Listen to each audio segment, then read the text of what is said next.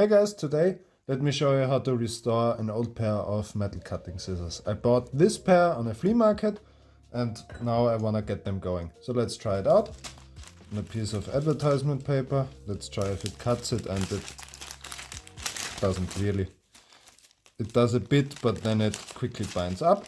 So we go ahead and mark this edge with a Sharpie, like I did here, and then get onto our diamond stone. Here I have my 300 grit diamond stone. I'm gonna wet it a little bit, and I have it propped up on this other sharpening stone just so I don't bump into the table. Since these scissors can't be taken apart, they are completely riveted, we have to work with them closed.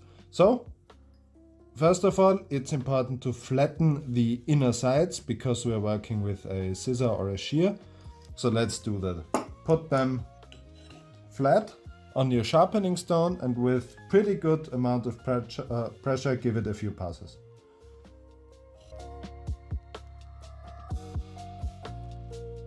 You can see we are starting to take away material here on the top and the bottom. So let's just continue until the grind is even. So as you can see now, we have properly flattened the backside of our blade. You can see where we've ground it down. It's very even and that should be good. So now we just have to break off the burr on the back with my Lansky stone.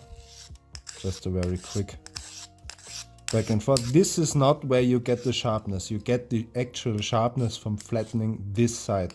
That's a thing a lot of people get wrong with scissors, because these need to be absolutely flat, so there's an actual shearing motion. So now let's give it a few passes on the strop. Now we can test out the sharpness on our advertisement paper. And as you can see, now cuts the whole stack pretty nicely. Got a bit stuck there. So I hope you found this video interesting.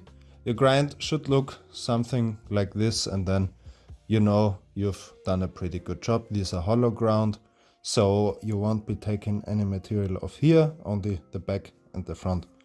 I hope you found this video interesting and helpful. If you did, consider subscribing and giving the video a like, and then I will see you on the next one. Bye bye.